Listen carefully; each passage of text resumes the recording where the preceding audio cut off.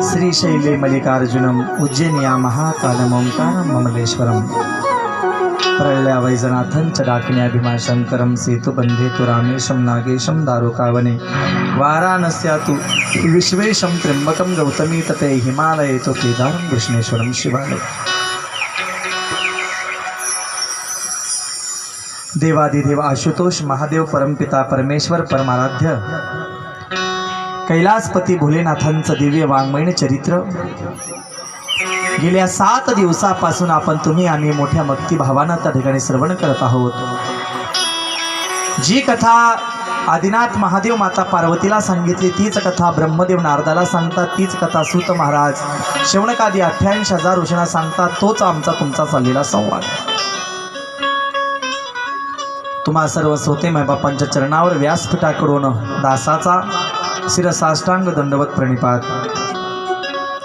व्यास मंचावर विराजमान माझे सर्व महाराष्ट्रातील ख्यातनाम गायक वादक गुणीजन मंडळी, अनिल दादा मुकीर, प्रसाद दादा भागवत राऊत, त्यानंतर आमचे विजय महाराज लोढे आणि आमचे दुसरे विजय महाराज जाधव यांच्या चरणावर दंडवत।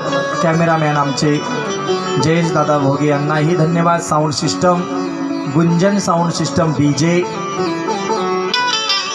नक्षत्रवाडीकर मंडप त्यांनाही धन्यवाद। सर्व आयोजक संयोजक सहकारी युवा कार्यकर्ते सर्वांच्या चरणावर दंडवत आणि कथेला सुरुवात। जगतपिता ब्रह्मदेव नारदाला आता ही कथा सांगतात आणि कथा आता अंतिम टप्प्यामध्ये आलेली। आता कथेचा प्रवाह सांगतेच्या दिशेने निघालेला। आता हा प्रवाह पूर्णाहुतीकडे निघालेला आहे। पाहता पाहता आपल्या कथेला 7 दिवस पूर्ण झाले। किती दिवस झाले वाटतं का? 7 दिवस झाले असं वाटतं। आज कथा चालू झाली नाही का? हा परमार्थाचा परमोच्च आनंद आहे। खरा आनंद जो आहे तो या धर्ममंडपामध्ये आहे, इतरत्र हा आनंद नाही, वैकुंठामध्ये सुद्धा नाही। हा सुख सोहळा स्वर्गी नाही, स्वर्गामध्ये सुद्धा हे सुख अनुभवायला भेटत नाही। हे कथामृताचं सुख आहे। तव कथामृतम तप्त जीवनम, तापलेल्या जीवांना शांतता प्रदान करून देणारी ही परम पावन शिवाची कथा आहे। आणि आता ही कथा सूतजी महाराजांना शौनकादी 88,000 ऋषींना सांगतात। महात्माजी अब ये कथा अपने अंतिम पड़ाव पे, भगवान शिवजी का हे चरित्र कभी न खत्म होने वाला है, कधीही चरित्र संपत नाही बरं का। इतकं गोड विराट आपण त्या कथेचा चतुर्थांश भाग सुद्धा पाहू शकत नाही 7 दिवसामध्ये, एवढं विराट शिवपुराण आहे। जर सगळं खरंच शिवपुराण ऐकायचं म्हटलं की त्याला 5-6 वर्ष लागतील। इतक्या कथा आहेत शिवपुराणामध्ये, आपण फक्त मुख्य स्पर्श करीतच चालतो 7 दिवस। खूप मोठं शिवपुराण आहे। आज माझी माय आली एक औरंगाबाद संभाजीनगरहून, सॉरी 7 दिवस काही दिसले नाही पण आज चमकल्यात मला। संबदेव नम पार्वती पते शिव हर हर महादेव। त्यानंतर माझा जमाना जरा 5-6 दिवसापासून भांडण चालू आहे आमचं, ठीक आहे, मिटायच्या मार्गावर नाही। संबदेव नम पार्वती पते शिव हर हर महादेव।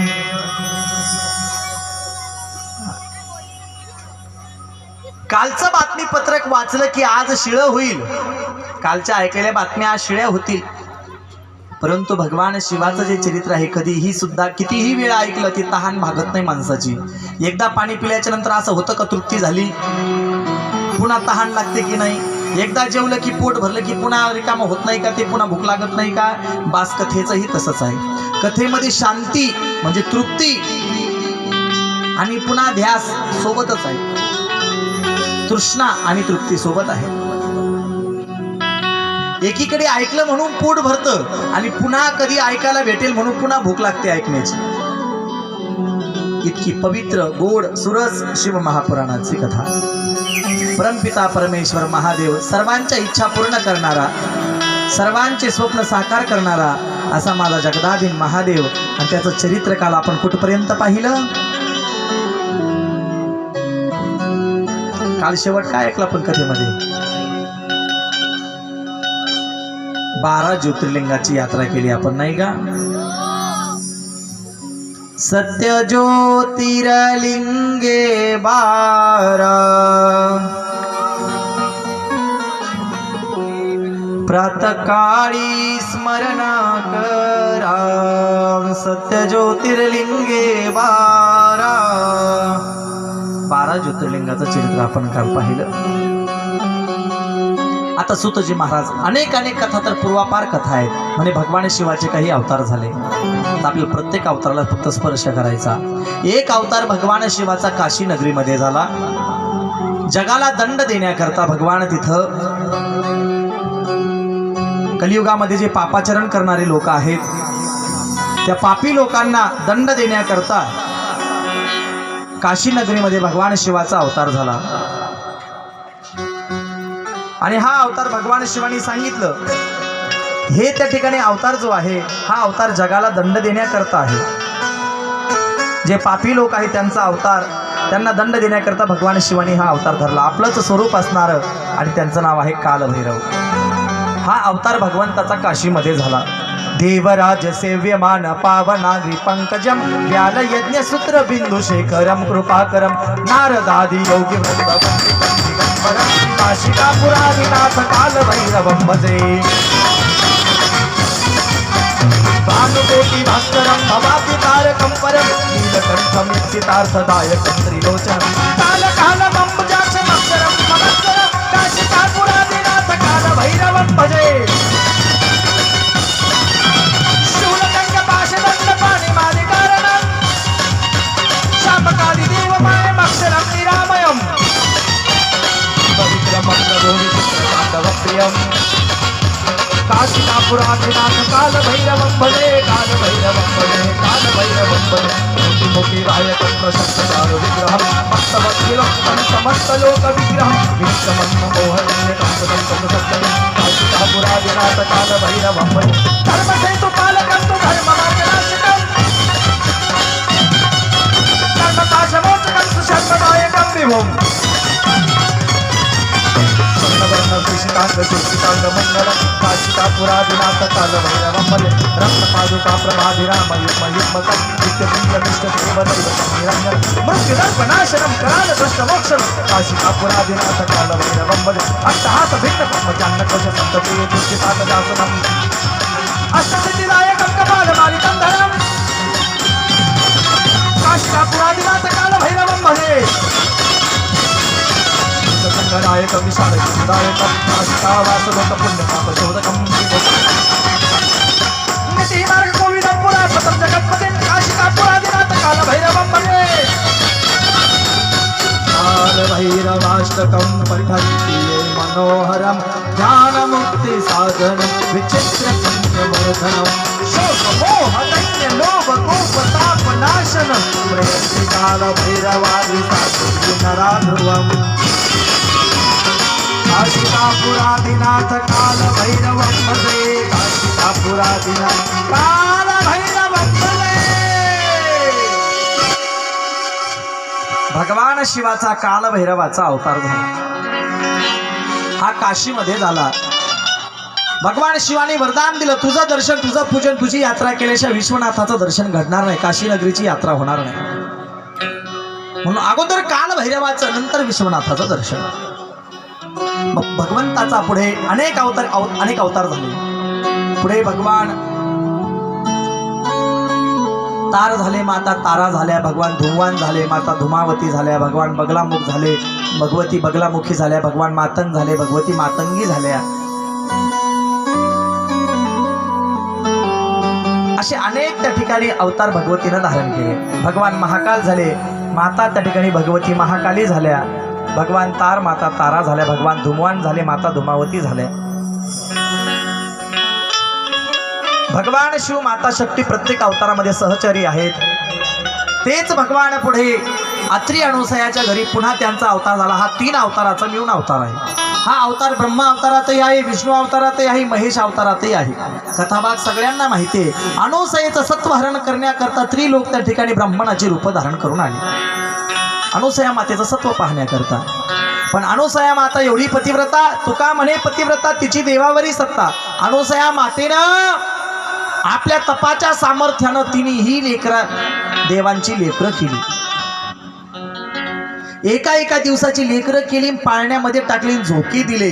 3 देवांचा हा एक अवतार, तो विष्णू अवतारात, शिव अवतारात, ब्रह्मा अवतारात, 3ही अवतारामध्ये त्याची गणती होते. तो दत्त अवतार. बोली अवधूत चिंतन श्री गुरुदेव दत्त.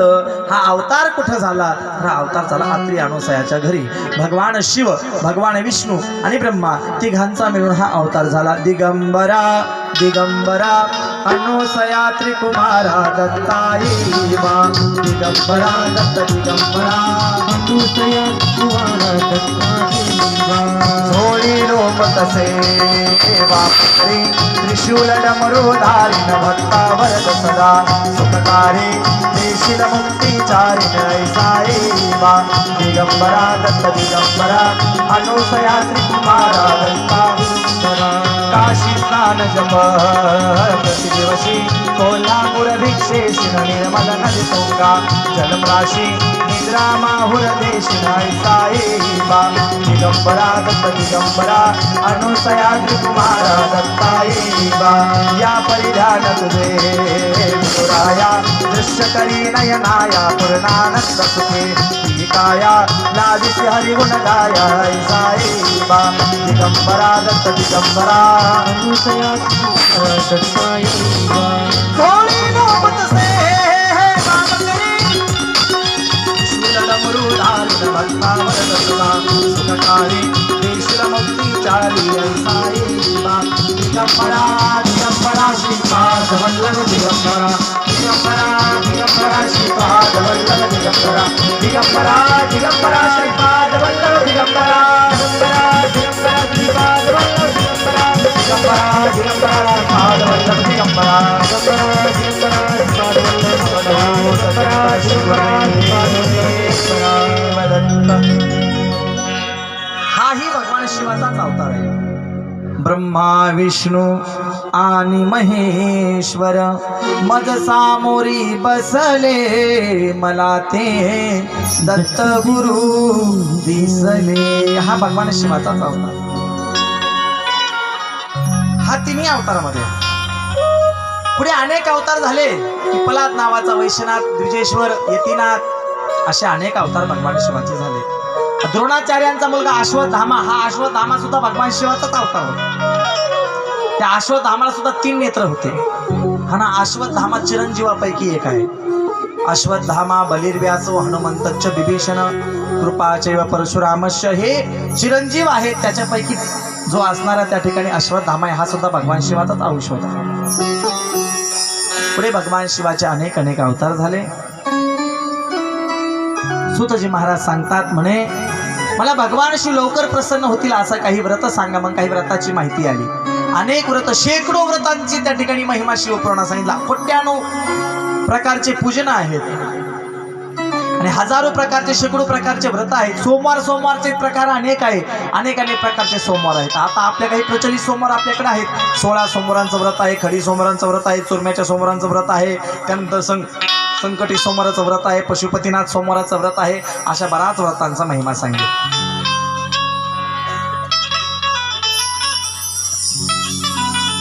काही इतके कडक सोमवार आहेत. एक सोमवार खुलभर मुठीचा सांगितला. असा हात केल्याच्या नंतर अंगठ्याच्या पाठीमागं गड्डा पडतो. या गड्ड्यामध्ये जितके थेंब पाणी बसल बस तेवढं जिभेनं चाटायचं आणि त्याच्यावर व्रत करायचं. इतके कडक सोमवार सांगितलं. अत्यंत कठीण व्रत आहेत. काही श्रावण मासाचं व्रत अतिशय पवित्र, 1 महिना व्रत सांगितलं श्रावण मासाचं. सर्व शिवभक्तांनी श्रावण मासाचं व्रत करावं. तेही करणं झालं नाही तर मग काय करावं? सोमवारचं व्रत नित्य नियमानं करावं. भगवान शिव सोमवारचं व्रत करणाऱ्या नित्य पाठीशी उभे आहेत म्हणून सोमवारचं व्रत प्रत्येक शिवभक्ताला असलंच पाहिजे. त्याच्यानंतर परमपवित्र मग सोमवार करणं झालं, मी प्रदोष व्रत करा. प्रदोषही करणं होत नाही महाराज, मग महिन्याची 1 शिवरात्र करा. प्रत्येक मासाला शिवरात्र येते ना, मग प्रत्येक मासाच्या एका शिवरात्रीचं व्रत करा महाराज. तेही करणं होत नाही, मग 12 महिन्यात माघ महिन्यात 1 शिवरात्र येते. आता जी महाशिवरात्र झाली, या महाशिवरात्रीचं व्रत प्रत्येकानं करावंच. 5 पर्व आपल्या भागवत धर्मात सांगितले. 5 पर्व विशेष भागवत धर्मी: नरसिंह जयंती, रामनवमी, कृष्ण जन्माष्टमी, बामण जयंती, उत्तम शिवरात्री. काही व्रत सांगितले, त्याच्यापैकी शिवरात्री व्रत आपल्या वैष्णवांकरता शैवांकरता दोघांकरता उपासनीय व्रत आहे. हे व्रत निराहार राहून व्रत करावं. अगोदरच्या दिवशी एक भक्त भोजन करावं, एकच वेळ जेवावं. संध्याकाळी जेवू नये शिवरात्रीच्या आदल्या दिवशी. दुसऱ्या दिवशी संकल्प करावा, थंड पाण्याने स्नान, शक्यतो गंगेमध्ये स्नान करावं, वापीवर, कुलावर, तलावर, त्या ठिकाणी स्नान करावं. घरात गरम पाण्यानं आंघोळ करू नये शिवरात्रीच्या दिवशी. स्वच्छ नूतन कपडे परिधान करावे, कोरे वस्त्र धारण करावे. भगवान शिवाचं 2 प्रहरीने 4 प्रहरी रात्रीचं शिवपूजन करावं. दुसऱ्या दिवशी व्रताचं पालन करावं. शिवरात्रीच्या दिवशी झोपू नये असं विधान सांगितलं. निंदा करू नये, कुणाचं त्या ठिकाणी वाईट कर्म त्या ठिकाणी मनामध्ये पाप आणणं, तसंच 12 महिने आणणे शिवरात्री तरी सोडावी. संकल्प करून शिवरात्रीचं व्रत करावं. भगवान शिव त्याच्यावर कृपा करून प्रसन्न होतात. शिवरात्रीचं व्रतही ज्यांना करायचं नाही तरीही शिवाला प्राप्त करून घ्यायचं आहे, त्यांच्याकरता एक उपाय. ऐकायचा का? हातवर करा कोणाला ऐकायचा, म्हणजे त्याला शिवरात्र व्रत करायची सुद्धा गरज पडणार नाही असा एक उपाय सांगू का? प्रत्येकाच्या घरामध्ये कप असतो बघा, कप. तो गच्च पाण्यानं भरून घ्यायचा. चांगलं पाणी घ्यायचं, शुद्ध, गढूळ पाणी घ्यायचं नाही, शुद्ध पाणी घ्यायचं. घेतलं भरून सगळ्यांनी, त्याच्यामध्ये असा नाक असा सोप असायला चोर वाटच लागत येतं आपल्याला सगळ्यांना. त्यांना वाटलं बरं ते का व्हायना, ते पण नको करायला.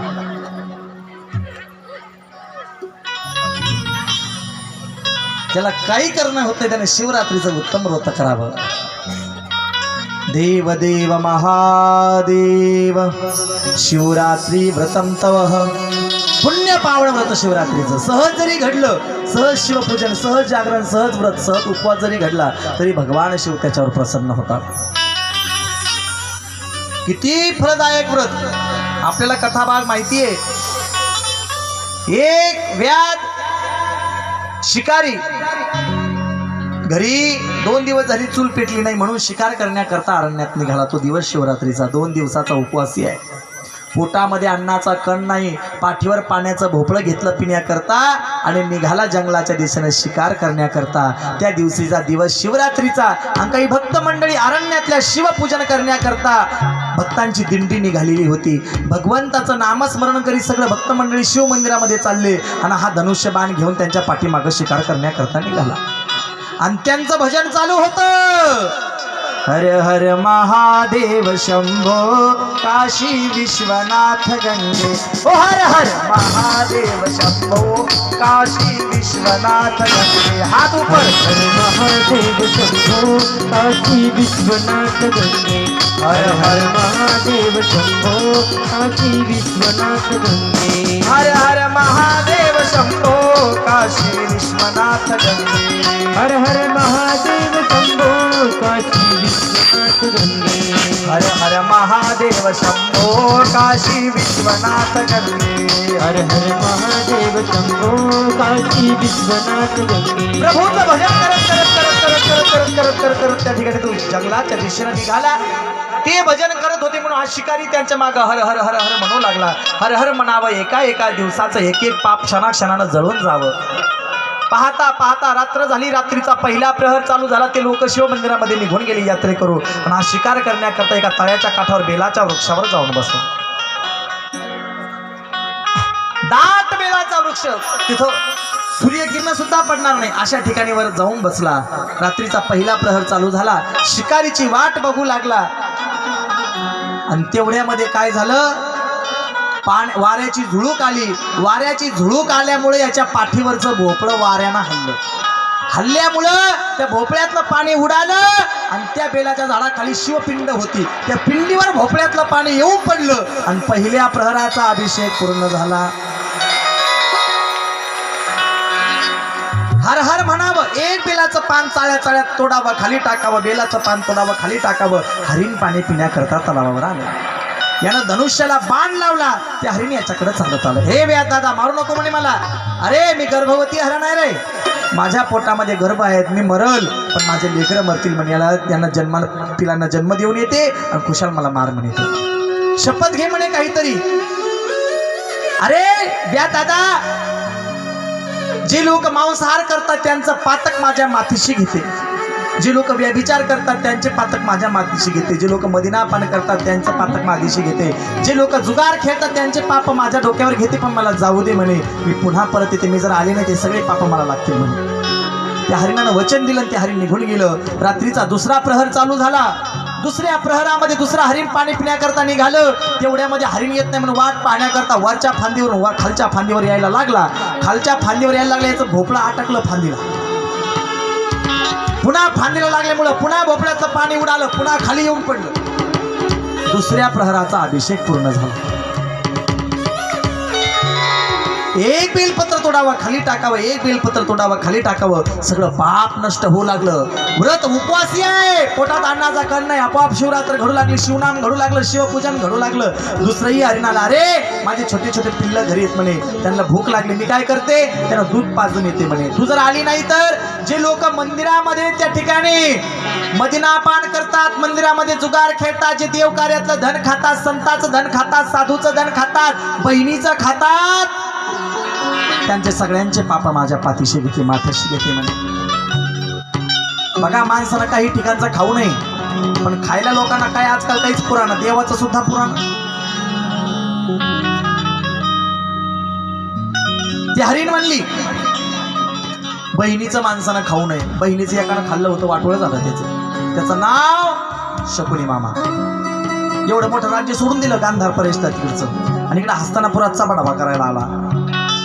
कोणी शिल्लक राहिलं नाही. बहिणीचं खाऊ नये, भावाचं खाऊ नये, गावाचं खाऊ नये, देवाचं खाऊ नये, एवढं तरी सोडलं पाहिजे निदान.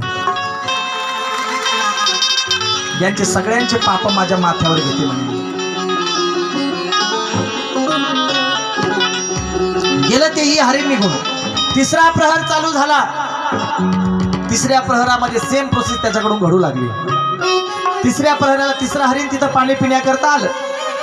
यानं पुन्हा धनुष्याला बाण लावला, ते पुन्हा हरिणाच्याकडे चाललं. अरे मी पतिव्रता आहे, मालकाची आज्ञा घेऊन येते म्हणे. आली नाही तर तिलाही अनेक शपथा घेतल्या, तेही हरिण निघून गेलं. चौथा प्रहर चालू झाला. एक बेलाचं पान तोडावं खाली टाकावं, बेलाचं पान तोडावं खालू टाकावं. पाहता पाहता सगळे शिवपिंड बेलाच्या पानानं झाकून गेले. देवादिदेव महादेव संतुष्ट झाले. चौथ्या प्रहरी 3 हरिण चौथं काळवीट चालत तिथपर्यंत आलं. पहिला हरिण म्हणतंय मला मार, दुसरा हरिण म्हणतंय मला मार, तिसरा हरिण म्हणतंय मला मार, चौथा हरिण म्हणतंय मला मार. हे व्याधा, आमच्यामुळे जर तुझ्या कुटुंबाची भूक भागत असेल तर आमचं शरीर धन्य आहे म्हणे, आम्हाला मार म्हणे खुशाल. ते लेकरं म्हणते आमच्या आई बापाला मारतोच, पण त्याच्या अगोदर आम्हाला मार. त्यांचं प्रेम पाहिलं आणि त्याच्या डोळ्यात पाणी आलं. अरे तुम्ही जनावर आहेत म्हणे, जनावर. अरे त्या जनावरांना एवढी ममता आहे म्हणे, एवढं प्रेम जनावरांमध्ये आहे. एवढं प्रेम जर माणसामध्ये असतं म्हणे तर माणसातली माणुसकी गेली नसती म्हणे. आज तुम्ही जनावर असून तुमच्यामध्ये एवढं प्रेम आहे, एवढी ममता आहे. हे म्हणतंय मला मार, ते म्हणतंय मला मार. माणसं म्हणते तर मला मार म्हणून नाही म्हणणार. तुम्ही जनावर आहे पण तरी तुमच्यात एवढं प्रेम आहे म्हणे. मी नेहमी म्हणत असतो, एखाद्या जर दगड जर पडलेला असला रस्त्यामध्ये, त्याला जर आपण शेंदूर लावला तर त्याला नमस्कार करतो, त्याचा देव करतो आपण. माणसाला कोणता रंग लावला म्हणजे माणसाला माणूस पण करता येईल. देवाला शेंदूर लावला दगडाला की त्याचा देव करता येतो. माणसाला कोणता रंग लावला म्हणजे माणसाला माणूस बनवता येईल. माणसाला फक्त एकच रंग लावता येतो, फक्त माणुसकीचा. माणसाने माणसाशी माणसा समवाकणे, हाच माणुसकीचा खरा रंग आहे. परमेश्वर प्रसन्न झाले. देवादिदेव महादेव शिवपूजन घडलं, शिवरात्र घडली, प्राणी मात्रावर दया दाखवली. भगवान सांबसवाशी उमेशही त्या ठिकाणावर आले. सांबसदा शिवानं पाहिलं, हे व्याधा शिकारी, मी तुझ्यावर प्रसन्न आहे म्हणे. प्राणी मात्रावर भूत मात्रावर तुझी दया. शिवरात्रीचं वर घडलं, 4 प्रहरी शिवपूजन घडलं म्हणे. देवादिदेव, मी तर उपवासी सुद्धा उपवास केला नाही, ना भजन केलं ना पूजन केलं, कसे प्रसन्न झाले म्हणे. अरे 2 दिवसाचा उपवासी आहेस, शिवरात्रीचं व्रत आहे, बेलाचा वृक्षाच्या सानिध्यात आहेस, खाली शिवपिंड आहे, तुझे 4 प्रहराचे अभिषेक झाले, 4 प्रहराचं पूजन हर हर म्हणतो, सगळे पाप नष्ट झाले म्हणे. सांग तुला काय पाहिजे माझ्याकडून. भगवान महादेव प्रसन्न झाले. कशी पूजा केली, काय विधिवत केली का नाही, फक्त माणसाचं मन चंगा तो कठ होते मे गंगा. मी नेहमी म्हणत असतो, तुम्ही किती त्या ठिकाणी पूजा काटेकोरपणे करा, पण मन पवित्र नसेल तर भगवंत पूजा स्वीकार करणार नाही. शिकाऱ्याला कोणते मंत्र येत होते, शिकाऱ्यानं कोणते मंत्र म्हणून अभिषेक केला, बेलाचं पान उलट पडलं का सोयीचं पडलं, इकडं देठ झाला का तिकडं देठ झाला, पाहिलं का त्यानं, पण तरी सुद्धा महादेव प्रसन्न झाला. निर्मल मन जन सो मोही पावा, मोही कपट छल छिद्र न भावा. तर 3 अप्सरा होत्या, चौथा त्या ठिकाणी गंधर्व होता काळवीट, त्यांचा भगवान शिवाने उद्धार केला आणि संपूर्ण शिकाऱ्याच्या परिवाराचाही उद्धार केला आणि अंतगतीला शिवलोकाची प्राप्ती करून दिली. शिवरात्री व्रताचा महिमा सांगितला. नम पार्वती पते शिव हर हर महादेव. सूत महाराजांच्या तर त्या ठिकाणी सांगता सांगता डोळ्यातून पाणी येऊ लागलं. माझा महादेव एवढा दयाळू, एवढा कृपाळू, एवढा करुणाघन आहे की सहज भक्तांना प्राप्त होतो. मग सूतजी महाराज म्हणले, कधी कधी प्राप्त होतो, कधी कधी कठोर पण बनतो म्हणे, परीक्षा पण कधी कधी पाहतो. जर आपली परीक्षा चालू आहे, आपल्या जीवनातला कठीण काळ चालू आहे, आपल्यावर फार आघात होत आहे, समाजही आपल्या विरोधात आहे, घरचेही आपल्या विरोधात आहे, सगळं जग जरी आपल्या विरोधात असलं, परंतु आपण कधी सुद्धा आपले भक्ती मार्ग सोडायचे नाही. का? कारण आता आपला संकटाचा वेळ आहे आणि आता समजायचं देव आपली परीक्षा पाहतोय. देव फक्त भक्ताची परीक्षा पाहतो, लबाड लोकांची परीक्षा पाहायला देवाला वेळ नाही. आपला संकटाचा काळ चालू आहे, समजावा आता आपले चांगले दिवस येणार आहेत. का? आता माझी परमेश्वर माझी संकटामध्ये परीक्षा घेतोय, पण आता माझा चांगला काळ लवकर येणार आहे. का? कारण आता परमेश्वर माझी परीक्षा पाहतोय आणि सत्य परेशान हो सकता है लेकिन सत्य कभी पराजित नहीं होता. खोट्याला तुम्ही कितीही पांघरून घालू द्या, पण एक दिवस खोटं उघडं पडतं. सत्याचा विजय नेहमी खराच होतो, म्हणून सत्यमेव जयते. सत्याला अडचणी खूप आहेत, सत्याचा मार्ग कठीण खूप आहे, पण एक दिवस खऱ्याचं खरं आणि खोट्याचं खोटंच होतं. भगवान शिव आपल्या संकटाचा काळ चालू आहे तर समजावं आता आपला महादेव परीक्षा पाहतोय. अशी जे काय भक्ताची परीक्षा पाहिली म्हणे महादेवानं. कोणाची? बाळ भक्त शिवाची. लहानपणापासून शिवाचं पूजन, शिवाचं भजन, शिवाचं मनन, शिवाचं चिंतन अशी परमभक्त असणारी, तिचं नाव चांगुणा.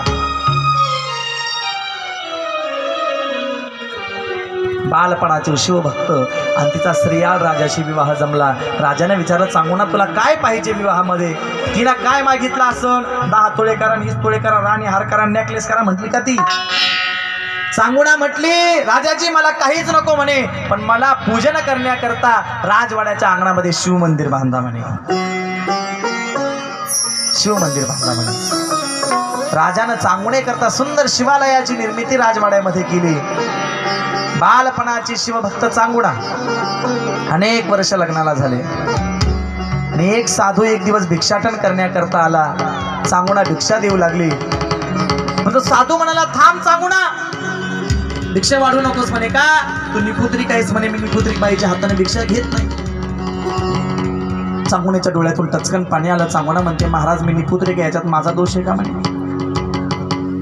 पण असं काही विधान आहे का म्हणे कुठं निपुत्रिक बाईला भिक्षा वाढू नये? ठीक आहे म्हणे महाराज, याच्यात माझा दोष नाही म्हणे, पण आज मी दुःखी नाही आहे म्हणे, का पुत्र नाही म्हणून पण दुःखी आहे. का? आज माझ्या दारातून साधू उपाशी चालला म्हणे, त्याच्यामुळे मी आज दुःखी आहे. महादेवाच्या मंदिरात गेली. सदाशिवा, अरे काय तुझ्या सेवेमध्ये काय तुझी कमी पडली म्हणे? अरे आज माझ्या अंगणातून मी तुला आतापर्यंत तक्रार केली नाही, आतापर्यंत तुला काही मागितलं नाही, आजही मागणार नव्हते, परंतु मला फक्त पुत्र हवाय. कशासाठी? इथून पुढे माझ्या अंगणातून एकही अतिथी विनमुख जाता कामा नये. हे सदाशिवा, मला जर पुत्र झाला ना म्हणे, वचन देते एकही साधू विनमुख जाणार नाही. जे इच्छा करेल ते इच्छेचं भोजन त्याला तरी प्राप्त करून दे, फक्त एक पुत्र संतती मला प्राप्त होऊ दे. भगवान शिवाला दया आली. पार्वती माता म्हणू लागल्या, काय म्हणे महादेवा, द्या ना म्हणे एक पुत्र चांगुणेला. भगवान शिव एका यत्याचं रूप धारण केलं आणि चांगुणेच्या दारामध्ये दुसऱ्याच दिवशी महादेव अनेक निरंजन भवती भिक्षा. चांगुणा महाराज, काल एक येती एक भिक्षुक रिकाम्या हाताने गेला. मी अगोदर सांगते माझ्या पोटी संतती नाही. चांगुणा, आज मी तुझ्या दारात काही मागण्याकरता नाही तर तुला काही देण्याकरता आलोय म्हणे. एक फळ घेतलं, चांगुण्याच्या हातावर ठेवलं. सदाशिवने एक फळ ग्रहण कर, तुला पुत्र संतती प्राप्त होईल. पण ऐक, महादेवाला वचन दिले म्हणे एकही साधू एकही येथे रिकाम्या हाताने जाऊ देणार नाही. महाराज ज्या दिवशी माझ्या दारातून रिकाम्या हाताने साधू जाईल ना, समजावं त्या दिवशी माझं केलेलं पुण्य सगळं नष्ट झालं, माझं सगळं सत्व हरण झालं. ज्या दिवशी एखादा साधू भुकेला माझ्या दारातून जाईल म्हणे. वचन दिलं साधूला. चांगले दिवस आले आणि सुंदर असा गोरा पान काळे कुरडे केसाचा सुंदर मुलाला चावण्या जन्म दिला. त्याचं नाव चिलया ठेवलं. आता बाळ झाल्याच्या नंतर थोडस चांगण्याचं शिवभजन कुठेतरी कमी पडलं. मग एक दिवस पार्वती माता अशीच बसली होती. पार्वती माता म्हणली तुमचे असेच भक्त आहेत म्हणे. तो भस्मासूर सुद्धा म्हणे तुमच्याकडून वरदान मागून घेतलं, तुमच्या डोक्यावर हात ठेवायला पळू लागला म्हणे तुमच्या माग. ते एक घरभरणीला आलं म्हणे, घर घेऊन गेलं. ते तुमच्याकडून मागून घेतात म्हणे, तुम्हाला विसरून जाते. ती चांगुणा सुद्धा म्हणे जोपर्यंत मुलगा नव्हता 12-12 घंटे मंदिरात बसायची म्हणे. आता तिला तासभर वेळ नाही म्हणे तुमची पूजा करायला. भगवान आपल्याला काहीतरी गुंतून ठेवतो ममतेमध्ये, कारण आपलं पुण्य वाढून द्यायचं नाहीये त्याला. पण आपण सुद्धा मायेत गुंतायचं नाही, सगळं बाजूला ठेवायचं, अगोदर त्याला बघायचं. सगळ्या गोष्टी संसार प्रपंचातील 1000 कामं बाजूला ठेवून देवपूजा करायची, कोटी कामं घेऊन नाम घ्यायचं, सगळं नंतर आहे, अगोदर माझा परमात्मा. जा म्हणे बघा बरं चांगणीचा खरंच त्याच्या मुलात जीव आहे का तुमच्यात जीव आहे बघूच म्हणे आपण. काय म्हणणं आहे तुझं पार्वती? ती म्हणे चांगणीचं सत्व हरण करायचं म्हणे. त्यावेळेस महादेव म्हणले तू अशीच माग म्हणली होती म्हणे ती आईला अनुसायाला, काय झालं म्हणे तुझं? पार्वती म्हणली ती अनुसाया वेगळी होती म्हणे, पण मला चांगणं जरा वेगळं दिसतंय म्हणे, मी विसरली म्हणे तुम्हाला. कोणी माग त्रेतायुगातले आले काय माकडं? महादेवानं येत्याच स्मशानवासी जोग्याचं अघोरीचं रूप धारण केलं आणि सदाशिव भिक्षा मागण्याकरता चांगोणीच्या दरबारात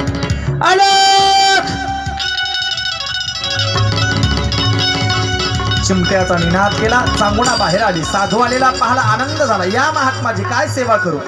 पाद प्रक्षालन केलं, बसण्याकरता आसन टाकले. या म्हणे महाराज. चांगुणा खूप दूरवरून तुझी कीर्ती ऐकून आलो म्हणे. हो महाराज, कीर्ती करावा असं काय केलंय म्हणे मी?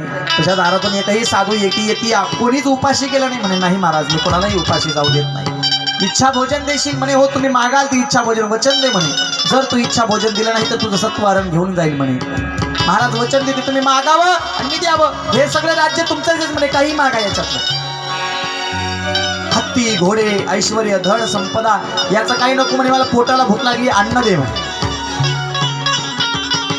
वचन दिलं साधूला. साधू घरात आले, पाद प्रक्षालन केलं, पूजन केलं, बसण्याकरता आसन टाकलं, समया लावल्या, दैदिप्यमान पूजन केलं. चांगुणा सांगा म्हणे महाराज काय पाहिजे तुम्हाला? चांगुणा मी हे म्हणे आघोरी स्मशानातला, आणि आम्ही अन्न खात नाही म्हणे, मग नरमांस खातो म्हणे. अरे बाप, अरे गावात साधं कोंबडी जरी कापली म्हणे तर गाव 2 महिने सुतक पाळतं म्हणे.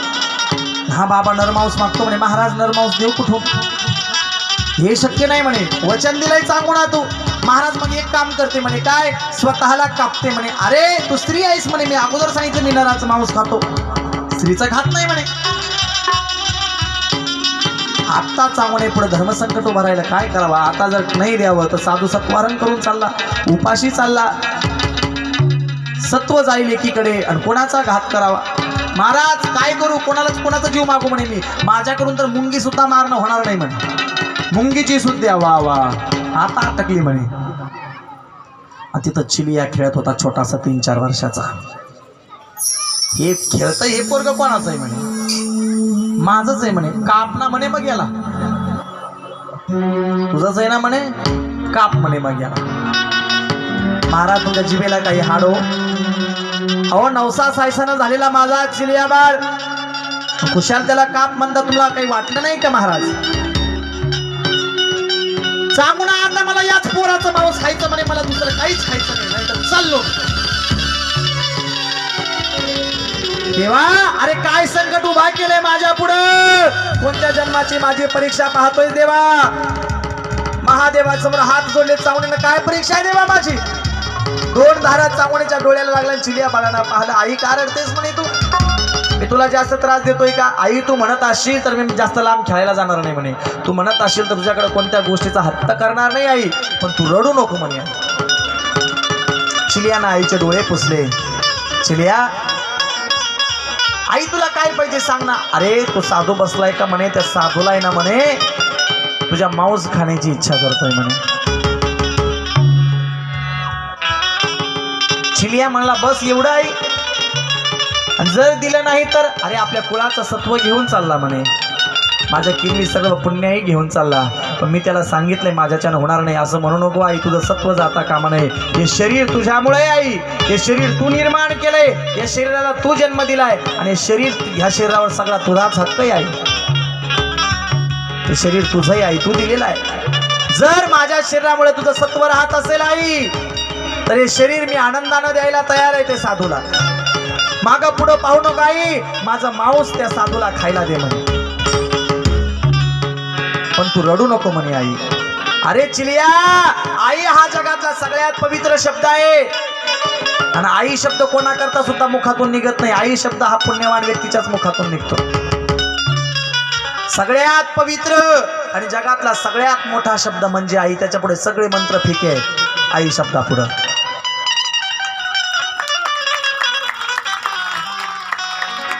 जगातली पहिली आई असेल ती आई नावाला कलंक लावेल रे म्हणे. अरे आईवर जेवढा विश्वास देवावर नाही तेवढा विश्वास आईवर असतो म्हणे. आणि एक आई त्या ठिकाणी मुलाकरता स्वतःचा जीव देते म्हणे, आणि एक आई तुझा कसा जीव घेऊ मला माहिती नाही आई, तुला माझी शपथ आहे आई, माझी शपथ आहे आई तुला, जर त्या साधूला जर तुम्हाला जीव घातला नाही म्हणे आई तर मी माझा जीव देईल.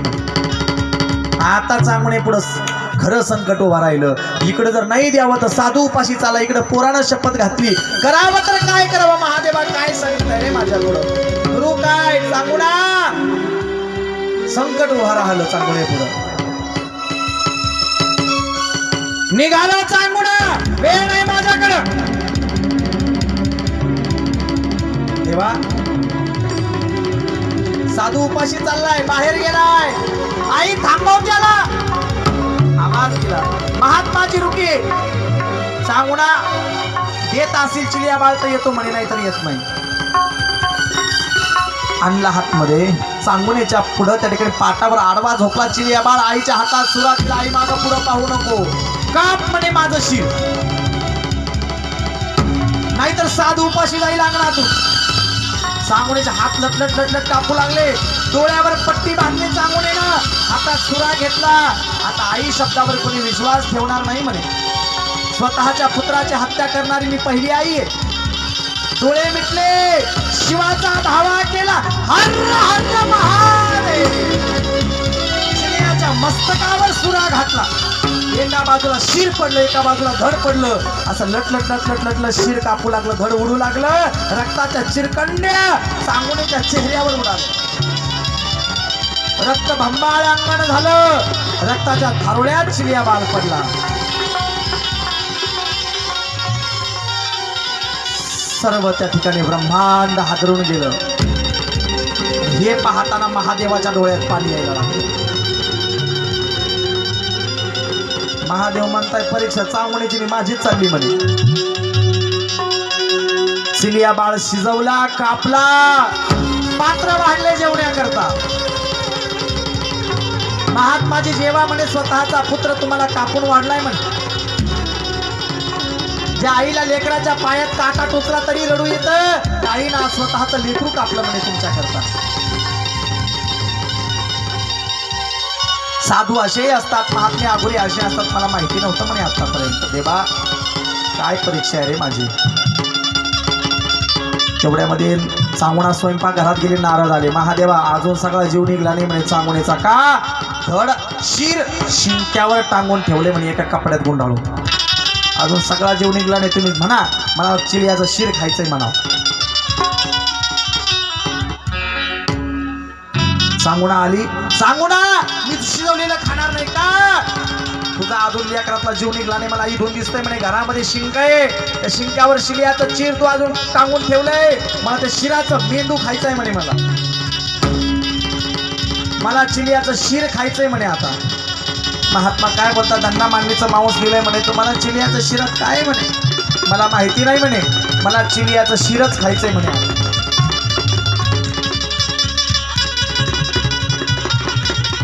चांगलं विचार केला, आता सगळं पोरगच कापलंय म्हणे, आता शिरामध्ये तरी काय राहील.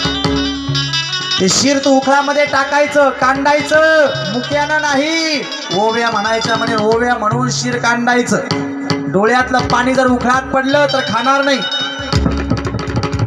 चांगलीनं उखळ मांडलं, चिलियाचं जावळ हातामध्ये धरलं आणि शिर उखळामध्ये टाकलं.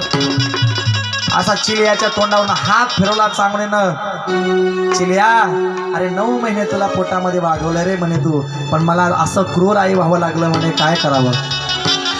हातामध्ये मुसळ घेतलं, डोळ्यात पाणी येऊ लागलं. अजिबात डोळ्यामध्ये पाणी येता कामा नये चांगुणा. जर डोळ्यातलं पाणी जर उखळात पडलं तर मी जेवणार नाही. चांगुणा शिर काढायला लागली, मुक्यानं नाही चांगुणा, ओव्या म्हणाव्या लागतील, त्यावेळेस मुक्यानं मी खाणार नाही म्हणे.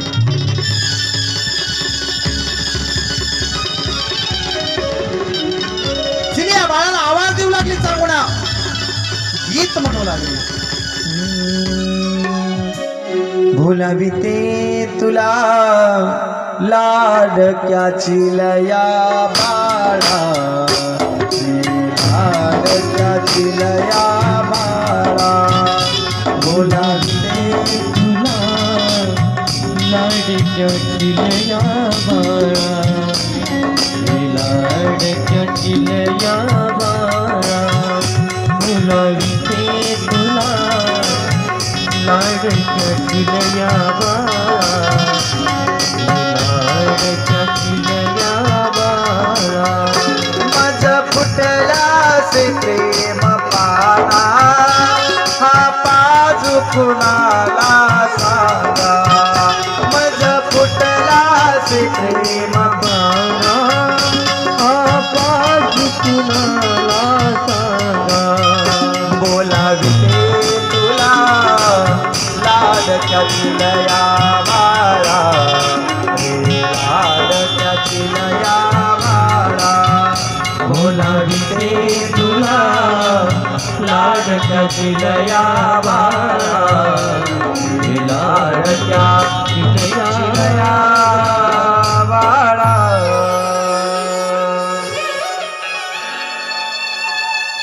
चिलियाचा देहास भरला, पुन्हा अन्न शिजवलं, पुन्हा वाढलं. सांगून आताही मी जेवणार नाही. का? कारण पाहुण्याचा नियम असतो म्हणे, घरधनी जोपर्यंत जेवत नाही तोपर्यंत पाहुण्या माणसानं जेवू नये. मग एका बाजूला तुझ्या मालकानं बसायचं जेवायला, एका बाजूनं तू बसायचं. अगोदर तुम्ही दोघांनी खायचं, मग मी खाईन. महाराज, स्वतःच्या पुत्राचं मांस कसं खाता येईल म्हणे, थोडी तरी तुम्ही आता बाळगा म्हणे, एवढी तेवढी. मला माहिती नाही, अगोदर तुझा पती खाईल, मग तू खाशील आणि मग मी खाईल. काय म्हणावं महात्म्याला. मुख ज्ञान झालेलं चांगुणा राज दरबारात गेली. राजाजी, एक साधू आलाय आणि तुमच्यासोबत पंक्तीला बसून जेवायची इच्छा करतोय. चांगुणा, तू अशी उदास का, हताश का? का घडलेलं सांगितलं नाही अजून पण चांगुणीनं. जेवायला राजाला नेले. एका बाजूला चांगुणा बसली, एका बाजूला श्रेयाळ, मध्ये महादेव बसली, यती बसला. चांगुणा, दोघं पती पत्नी जेवायला बसले म्हणजे तुम्हाला थोडीशी लज्जा आहे का काय? आता मग अशी तुझं छोटस बारकं लेकरू इथं खेळत होतं म्हणे अंगणात, ते कुठे? त्याला बोलव म्हणे जेवायला. आतापर्यंत चांगुण्या धीर धरला, पण आता सुटला. चांगुणा म्हणजे महात्माचे काय म्हणावं तुम्हाला? अहो, माझं छोटस लेकरू चिलिया बाळ मी तुम्हाला कापून शिजून वाढलाय म्हणे. आता माझ्याकडे काही राहिलं नाही. आता कोणाला बोलू मी? आता कोणाला बोलू म्हणे. श्रेया राजा बघू लागला. जा म्हणे, चिलियाला आवाज दे. अंगणामध्ये गेली आणि आवाज दिला, चिलिया, चिलिया, चिलिया. जणू चिलिया बाळ अंगणामध्ये खेळायला गेलेला असावा.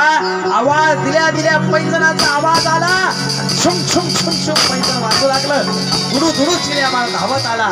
चावडीनं पटकन उचलला, हृदयाशी धरला, आला बला करू लागली. मागं वळून पाहिलं, जो साधू आलेला होता. तो साधू नव्हता. कोण होता? लक्ष स्वरूपाय जटाधराय विनाश हस्ताय सनातनाय दिव्याय देवाय दिगंबराय तस्मै नकाराय नमः शिवाय. महादेव पाहिले, नमस्कार केला, दंडवत. देवा, एवढी परीक्षा चांगला, परीक्षा तुझी नव्हती म्हणे, परीक्षा माझी होती म्हणे. फार जड गेलं म्हणे तुझं सत्व पाहणं, पण खरंच चांगला धन्यच म्हणे तू. अरे ज्या ज्या वेळेस शिवभक्तांचं नाव येईल त्या सगळ्या शिवभक्तांमध्ये अग्रगण्य तुझं नाव येईल म्हणे. सांगुणा महादेवा करता स्वतःचा पुत्र सुद्धा तू कापून दिला म्हणे, सगळ्या भक्तांमध्ये तुझं नाव अग्रगण्य राहील म्हणे. सांगुणीला वरदान दिलं, अनेक वर्ष श्रीयाळबाळ चिलियाबाळ राज्य करेल, अंतगतीला तुम्हा सर्वांना शिवलोकाची प्राप्ती होईल. भगवान शिवानी त्यांचा उद्धार केला. सांबदे नमः पार्वती पतये शिव हर हर महादेव. आणि मग महादेवाचे काही अवतार झाले, बरेच अवतार झाले नंतर. आणि मग आतापर्यंतचा महादेवाचा आता एक होईल आणि एक झालाय. आतापर्यंतचा शेवटचा अवतार कोणता झाला महादेवाचा? मणिमल्हार नावाचे त्या ठिकाणी दैत्य उत्पन्न करू लागले. त्यांना आता धर्तीवर कोणी देवता राहिली नाही म्हणून धाक राहिला नाही. ते मणिमल्हार दैत्याने उत्पात लावला, ज्याला त्याला मारहाण करू लागले, जिकडे तिकडे त्या ठिकाणी विध्वंस करू लागले. आपली कथा फक्त आता 10 ते 15 मिनिटं चालत. उत्पात त्या ठिकाणी करू लागले. उत्पात करत असताना त्या ठिकाणी आता सर्वांना चिंता पडली, म्हणजे यांचा अंत फक्त शिवाच्या आणि शक्तीच्या हातून होईल, कोणाच्या हातानं होणार नाही. म्हणून त्या मणिमल्हार नावाच्या दैत्याला मारण्याकरता भगवान सदाशिव मार्तंड भैरवाच्या रूपानं चंपाषष्ठीच्या दिवशी जेजूर गडावर अवताराला आले. चंपाषष्ठीच्या दिवशी भगवंताचा अवतार जेजूर गडावर झाला. भगवान सांब सदाशिव मार्तंड भैरव म्हणून आले, ज्या आपला लाडका देव. आपलं कुलदैवत जेजुरीचा खंडेराया हा महादेवाचा अवतार आहे. म्हणून जेजूर गडावर पहिलं मूळ शिवलिंग, मूर्तीपेक्षा शिवलिंग बघा, हे स्वयंभू प्रकट 3 शिवलिंग जेजूर गडावर. एक स्वर्ग लोकीचं शिवलिंग शिखरामध्ये आहे, मृत्यू लोकाचा गाभाऱ्यात आहे, आणि पाताळ लोकाचं खाली पाताळ घरामध्ये आहे. 3 शिवलिंग आहेत. म्हणून खंडेराया हे महादेवाचे अवतार आहे. आणि मग महादेव कोण झाले? मार्तंड भैरव झाले. आदिशक्ती अंबाबाई माळसा देवी नेवासा नगरीमध्ये लिंगायत वाण्याच्या घरी जन्माला आहे.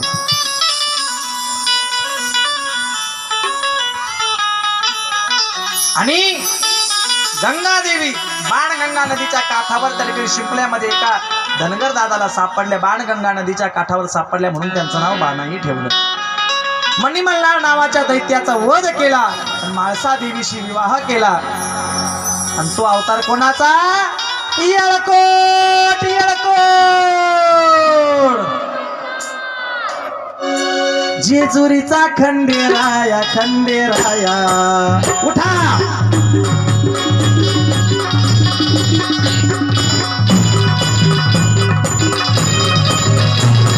शेवट भजन.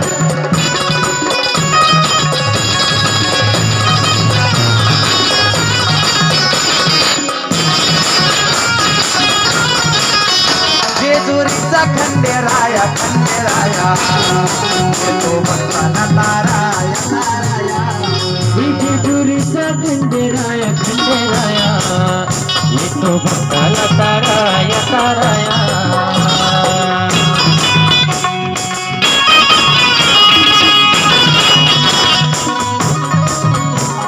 खंडवराया. हे खंडवराया जडबाई लागला कोळीला. लागला जडबाई लागला बाजाला. खंडवराया जडबाई लागला कोळीला. जडबाई लागला बाजाला.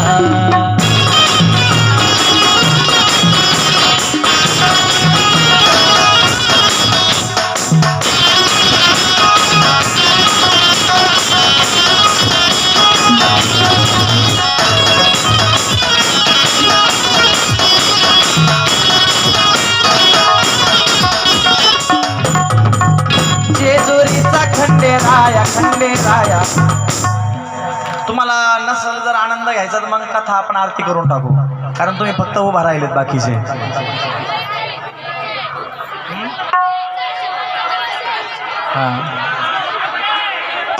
बानू म्हाळसा गुणगाती गुणगाती देव मल्हारी संगती संगती देव माणसा गुणगाती गुणगाती देव मल्हारी संगती संगती हे आनंदाचा अळवू सदानंदाना सदानंदाना अळवू सदानंदाना खंडवरायाचं खंडवरायाचं यडबाई नगन भाग्याला नगन भाग्याला या माझ्या नगन मुरलीला खंडवरायाचं येडबाई लग्न मुलीला लग्न मुलीला येडबाई लग्न वाजाला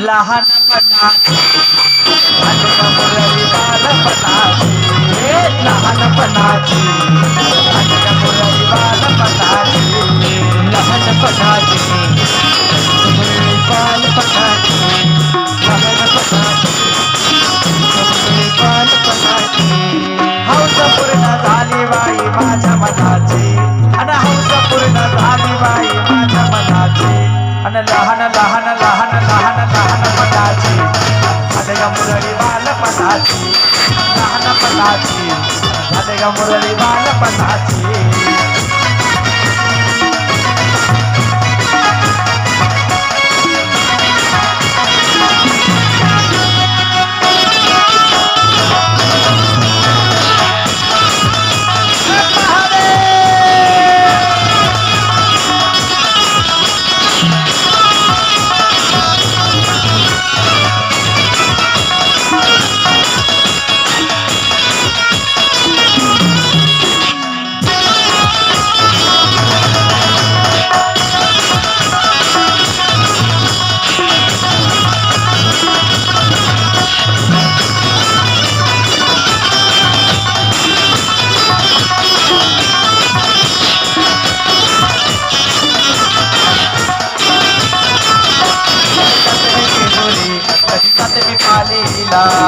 कधी जाते मी पालीला गेला भंडारा वाहुनी देव मल्हारी पूजेला भंडारा बाबुनी देव मल्हारी पूजेला गेला भंडारा वाहुनी देव मल्हारी पूजेला भंडारा बाबुनी देव मल्हारी पूजेला आणि हौस पूर्ण झाली बाई माझ्या मनीची आणि हौस पूर्ण झाली बाई माझ्या मनाची आणि लहान लहान लहान लहान लहानपणा लहान झाले मुरळी लहानपणाची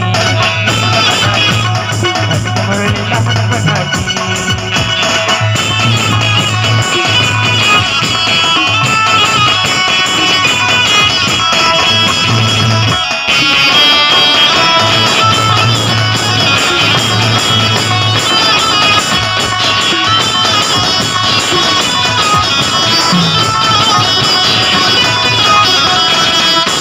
दागिने गळ्यात पैसा पाणी घरात दागिने गळ्यात पैसा पाणी आज शेती पिकती बाई ग माझ्या मळ्यात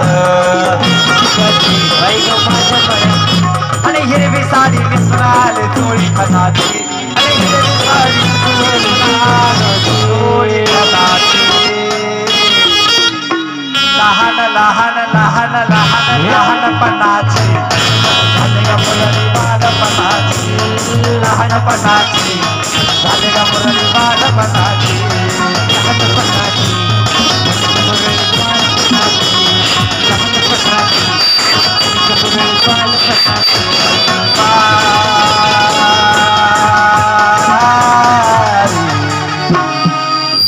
मल्हारीची माझ्या मल्हारीची वारी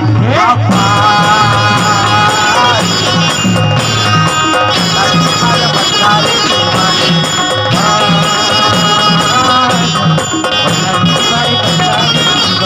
हा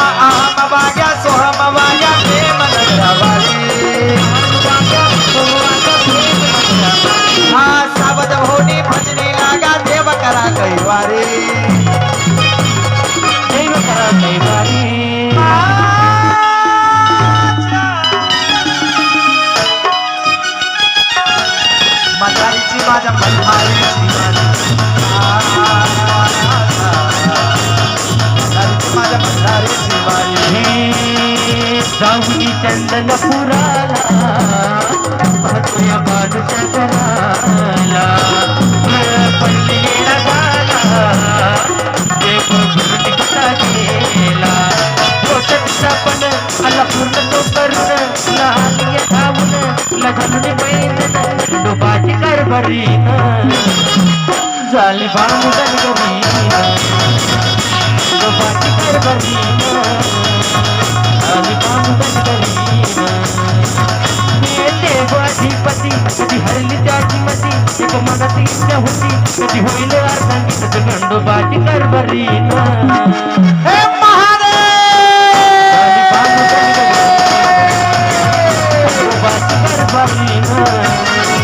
झाली बामुदन गरी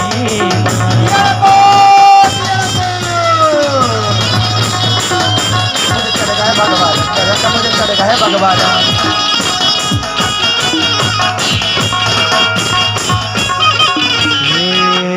मुझे चढ़ गया भगवान रंग मुझे चढ़ गया भगवान चढ़ गया भगवान रंग मुझे चढ़ गया भगवान मुझे चढ़ गया भगवान मुझे चढ़ गया भगवान भगवान इस ओढ़ के नाचे रे बजरंग मुझे चढ़ गया भगवान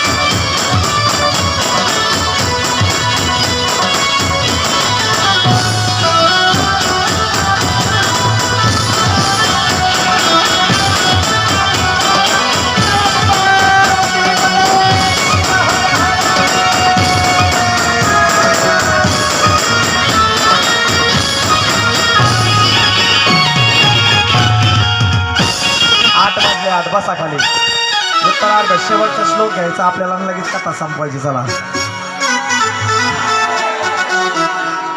आता हे शेवटचं चरित्र ऐका बरं का ज्यांना 7 दिवस कथा सर्वांनी केली नाही आता शेवटचे श्लोक ऐका त्यांनी भगवान शिवाचा मार्तंड भैरवाचा अवतार झाला मणिमाळा नावाच्या दैत्याचा अंत केला आणि भगवान शिवानं खंडा नावाचं शस्त्र आपल्या हातामध्ये धारण केलं खंडा नावाचं शस्त्र आपल्या हातामध्ये धारण केल्याच्या नंतर भगवान शिवाला खंडेराया असं नाव पडलं बानुग माळसा दोघीच होई एक मन जेजुरगडावर केलं भंडाऱ्याच सोन भगवान शिवाचा अवतार झाला पुढे सांगितलं आता भगवान शिवाचा शेवटचा श्वेत नावाचा अवतार होईल ऐका भगवान शिवाचा श्वेत नावाचा अवतार होईल म्हणजे श्वेत नावाचा अवतार कधी होईल म्हणजे कलियुगाच्या अंताला भगवान शिव पापी सृष्टी बघून त्या ठिकाणी सर्व सृष्टी नष्ट करण्याकरता पापी लोकांचा ऱ्हास करण्याकरता येतील आणि त्याच काळामध्ये नारायणाचा कल्की अवतार होईल भगवान शिवाचा श्वेत आणि शिवाचा श्वेत आणि नारायणाचा कल्की हे 2 अवतार त्या काळामध्ये होते पापी सृष्टी जन्माला आली आताच आली आताशी कलियुग त्या ठिकाणी छोटंसं लेकरू आहे पाळण्यात खेळतंय तर आताशी कलियुगाने इतका कहार केला मग कलियुग आता मोठा व्हायचा आहे तरुण व्हायचा आहे मग त्या कलियुगाला लेकरं बाळा व्हायचे म्हातारं व्हायचं मग ते कलियुग मरायचं पहा आता पहिल्या झटक्यात कोरोना आणला कोरोना कलियुगानं पहिला कोरोनाचा दणका कलियुगाने दिला आपल्याला आता विचार करा अजून घोर कलियुग यायचं आहे आताशी कलियुग छोटा आहे मग पैशाशिवाय न्याय मिळणार नाही जिथं पैसा आहे लोक पूछता है कैसा है ज्याच्याकडे पैसा आहे तो पापी जरी असला तरी लोक त्याला पुण्यवान म्हणतील तो खोटा जरी असला तरी सुद्धा त्याला न्याय भेटेल असा कलियुग राहील म्हणे हाँ एका हिंदी गीतात गीत हिंदी आहे पण अर्थपूर्ण आहे छन छन की सुनो झनकार ये दुनिया है काला बाजार की पैसा बोलता है कैसा बोलता है, कैसा बोलता है. तुकोबरायाने सुद्धा म्हणावं, धनवंता लागी सर्व मानता हे जगी. धनानं सगळीकडे न्याय भेटल. पापी लोक, खोटे लोक जन्माला येतील, पुण्यवान राहणार नाहीत. 100 एखादा पुण्यवान राहिला तर राहील, 1000 एखादा पुण्यवान राहिला तर राहील. ओला दुष्काळ पडेल, सुका दुष्काळ पडेल, पुढे धरणीवर पाणी शिल्लक राहणार नाही. इतका हाहाकार होईल, इतका हाहाकार होईल. स्त्री त्या ठिकाणी स्त्री म्हणून जगणार नाही म्हणे. स्त्री पुरुषापेक्षा त्या ठिकाणी जास्त पुढं. स्त्रीला तरी लज्जा राहणार नाही, पुरुषाला सुद्धा तरी लज्जा राहणार नाही. इतका घोर कलियुग येईल म्हणे. आता जीन्सच्या पॅन्टी घालायला लागलो तर आपण विचार करा. आपली संस्कृती भारताची किती श्रेष्ठ आहे. आपली संस्कृती आपण जपली पाहिजे. आपल्या संस्कृती आता लोक घ्यायला लागले ना, आपण बाहेरची संस्कृती घ्यायला लागलो. आपल्या संस्कृतीचं आपण पालन करा. आपल्या देशाची जी परंपरा आहे ती वेशभूषा धारण करा. आपल्या देशाची जी परंपरा आहे ते वस्त्र घाला. आपल्या देशाची परंपरा आहे ते अन्न खा, तरच आपली संस्कृती टिकेल. अंतिम टप्पा सांगितला, भूतलावर कुठं पाणी शिल्लक राहणार नाही. पाणी पाणी करून पापी लोक मरून जातील म्हणे. दुराचारी दुराचारी अत्याचारी राजे जन्माला येतील. राजे सुद्धा स्वतःचं पोट भरू असतील म्हणे. कोणी पुण्यवान खरे ब्राह्मण शिल्लक राहणार नाही म्हणे. तुरळक एखादा खरा ब्राह्मण शिल्लक राहील, खरे संत शिल्लक राहतील, नाही तर सारी लबाड दुनिया येईल म्हणे. देवाला ते सहन होणार नाही. पुण्यवंताच्या भोपळ्यामध्ये पाणी शिल्लक राहील. वडाचं झाड हरभऱ्याच्या झाडा एवढं होईल म्हणे. 20 वर्षाची आयुर्मर्यादा मध्य कलियुगात राहील. 20 वर्षात तरुण होईल, मात्र होईल, मरल पण. मग शेवटच्या टप्प्यात सांगितलं 5 वर्षाचं आयुष्य राहील, फक्त 5 वर्षाचं. 5 वर्षात मुलाचा जन्म होईल, तरुण होईल, लग्न होईल, लेकरं बाळं होतील, म्हातारा होईल, 5 वर्षातच मरण. वडाचं झाड हरभऱ्याच्या झाडा एवढं होईल, त्याच्या खाली माणसं बसतील. एवढा भयानक घोर कलियुग येईल म्हणे. भगवान शिवाचा श्वेत नावाचा अवतार होईल. भगवान सगळा संहार करतील, सगळं आपल्यामध्ये सामावून घेतील आणि मग पुन्हा नव्यानं सृष्टी निर्माण करतील. पुन्हा सत्ययुग निर्माण होईल. पुन्हा त्रेता, पुन्हा द्वापर, पुन्हा कली. हे ऋतुचक्र चालू राहील. आपल्याला वाटत असेल घोर कलियुग आपल्यापर्यंत येऊ नये, कलियुगानं आपल्याला स्पर्श करू नये, आपण घोर कलियुगाच्या आहारी जाऊ नये, आपल्या घरी कलियुग येऊ नये, आपल्या अंतरंगात कलियुग येऊ नये, तर त्याच्याकरता आपल्या सत्ययुगासारखं वागावं लागेल.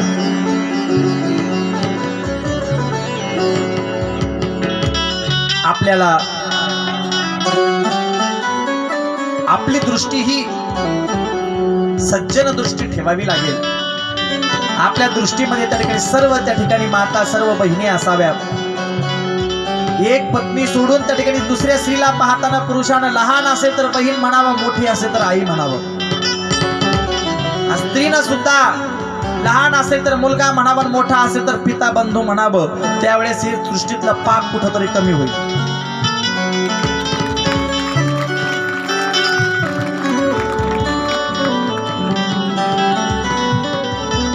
सुरुवात आपल्याला आपल्यापासून करायची आहे. नाम जप करायचा, कारण नाम आपल्याला कलियुगात तारून येणार आहे. कलियुग केवल नाम आधारा, सुमिर सुमिर नर उतरही पारा. कलियुग केवल नाम आधारा. नाम संकीर्तनम यस्य सर्व पाप प्रणाशनम. नाम संकीर्तन हे फक्त सर्व पापांचा नाश करणारा आहे. म्हणून पवित्र तुळशीची रुद्राक्षाची माळ गळ्यामध्ये धारण करा. मांसाहार, मदिना पान, दारू प्यायची सोडून द्या. दारूनं त्या ठिकाणी कोणाचं कल्याण झालं नाही बरं का. सगळ्याचे कुटुंब बर्बाद झाले. स्वतःचा तर आपण नाश करतो, पण आपल्या लेकरा बाळांचा, आपल्या पत्नीचा, आपल्या मायबापांचा सुद्धा आपण नाश करतो. म्हणून आपण आता एक शिवपुराणात एकच संकल्प घ्यायचा. आतापर्यंत जे झालं ते झालं, पण जे पिणारे असेल त्यांना म्हणावं आजपासून मी सगळं सोडून देईन. असं त्या ठिकाणी आपल्याला आजच्या दिवशी संकल्प करायचा. प्रभूचं नाम चिंतन करायचं.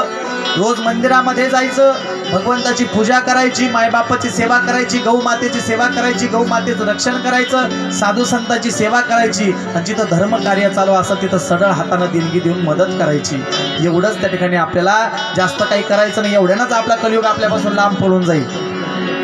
प्रत्येकाला आपलंसं म्हणा. खरा तो एकची धर्म जगाला, प्रेम अर्पावे, गोड शब्द बोला. कोणासोबत वाईट, कोणाविषयी अंतकरणामध्ये द्वेष धरू नका. कारण आज आपण आज आहे, उद्या नाही. आजचा दिवस चांगला उगवला, उद्याचा आपल्याकरता कसा उगवतो. म्हणून आजच्या दिवस आपण जसं वागलो तसंच भगवंता उद्याच्यालाही मला चांगली बुद्धी दे, असं त्या ठिकाणी भगवंताला प्रार्थना करायची.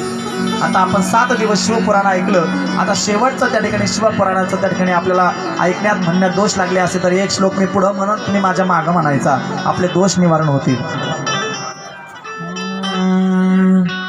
नाम संकीर्तनम यस्य सर्व पाप प्रणाशनम प्रणामि दुःख क्षमणस्त्वं त्वं नमामि हरिपरं तं नमामि हरिपरं तं नमामि हरिपरं हरये नमः हरये नमः हरये नमः. ओम नमः शिवाय. ओम नमः शिवाय. संभजय नमः पार्वती पते शिव हर हर महादेव. इति श्री शिव महापुराणे